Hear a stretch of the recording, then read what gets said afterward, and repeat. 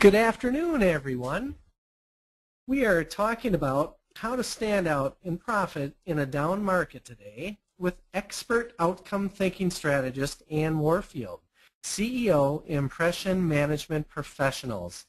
Ann is featured in the media for her body language insights after the political debates and by Fortune 500 companies to learn what people are thinking but not saying. I am Paul Cummings, and I will be your moderator today. If you have any questions for Ann, please type them in, and I will bring up as many as I can in our session today. So welcome, and let's join Ann now as she shares how to stand out and profit in a down market. You look at today, and you could say, is it how to stand out and profit in a down market? Or, as you see people saying, it's doom and gloom out there. I prefer to think it's your chance to advance. This is your time to really stand out in the marketplace and make a huge difference. This is your chance in your organization to get promoted. This is a time to show a little bit of work and how great and fabulous you can be. So I think this is an exciting time, and I'm thrilled to be here today to share with you how to use outcome thinking in order to position yourself to differentiate in the marketplace. Now I'm going to be focusing, as we talk today, looking at a person interviewing. But let me share some secrets with you. Everything I'm sharing with you, if you're in sales, think about in relationship to sales, because a sales call is an interview in a sense. And are you exploding that and using it to your best advantage? Within your company, when you go in and you meet with higher ups, that is really an interview. So take these principles I'm going to share with you and expand them across the line. Let me first start by sharing with you how I even came to this whole principle that I'm going to be sharing with you about outcome thinking and interviewing. Today you look at the market, and we're told that the marketplace is not a great market. We're looking at about a 4% of unemployment. We're looking at, houses defaulting. We're looking at things where people can say, this is horrible, this is awful, the economy's down.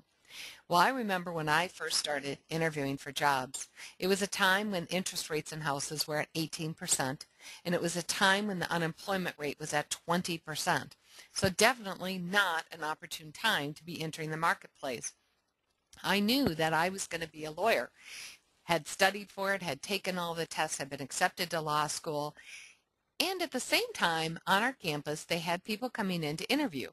And I thought, what the heck, rather than waiting another 3 years until I graduate from law school, I might as well do the interviews now just to get the interviewing experience. Now remember, because I wasn't invested in saying I have to have this job, I was really more invested in having the experience of interviewing. I went out and I signed up for every interview that I possibly could. Now I'll tell you, quite frankly, I was not qualified for a lot of them. Many of them would say that you had to have an economics major, or you had to have a business major, or you had to have a certain degree. I had an English major with an emphasis in business and women's studies. But again, because I was most interested in how do I just learn how to interview well, I signed up for those even though it said the minimal qualifications required are these, and I didn't fit them. And I went in and I sat down for the interviews, and the first thing people would say is, you're not qualified for this. Why are you sitting in here for this interview? Some of them were a little bit irritated as they looked down at my degree and saw that it didn't fit their parameters. But then I said something. And what I said and how I interviewed made an absolute critical difference. I went from the interviews that I did, 9 out of 10 I would get a job offer out of. That was unheard of. At that time, most people were getting, the big joke would be, let's get your letters and let's wallpaper a whole room with the reject letters. What I realized was it wasn't me that stood out. It was the process that I used. It was outcome thinking. It was the way I positioned, the way I said things that actually made a critical difference in people wanting to offer me that job. I am going to share those with you today, and I'm going to wrap it up by sharing with you exactly what I said at that interview and how it all pulled together to make a big difference. So let's look at, as we go through,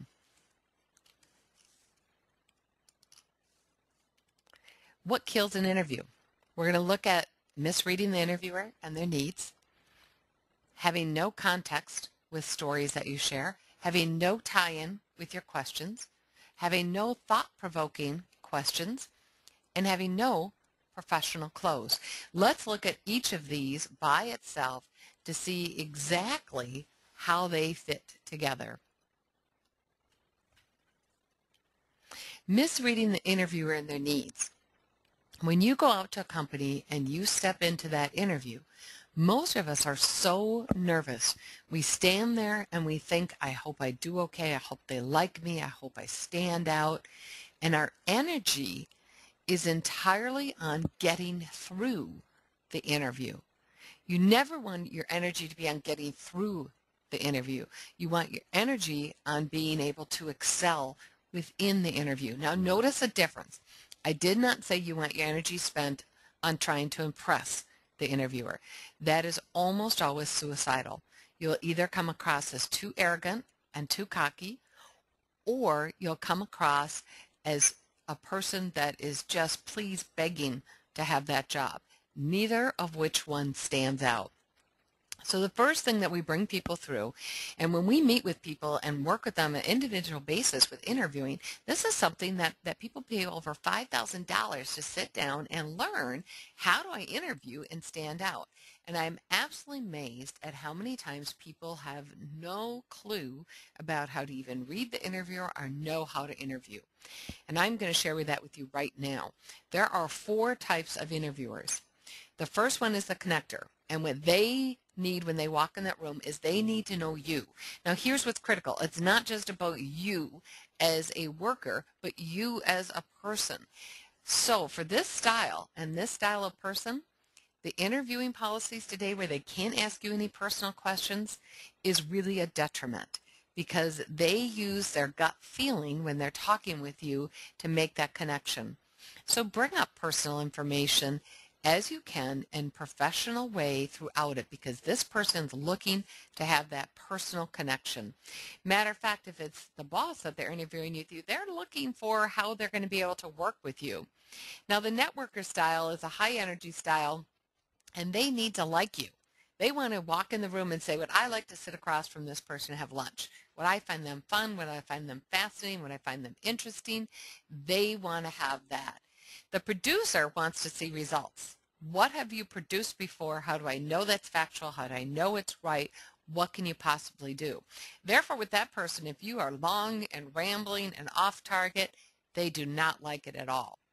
And the analyzer needs to know how you actually created those results. They expect facts and backups. Now, here's why understanding the interviewer is so incredibly important. And today, doing the timing, I'm going to give you a condensed view of it. But the outcome-focused interviewing system gives you a complete overview of each of these styles and tells you exactly how they are as the interviewer, and also what your style as the interviewee is like. May you go forth and have a great outcome-focused day. Matter of fact, if you want to have more tips and ideas on how to think at a whole different level, connect better with your audience so you tune into them and they don't tune you out, check out www.impressionmanagement.com, where we have specific blogs, an IMPTV, and more resources to help you be the best presenter that you can. This is Ann Warfield saying have a great day.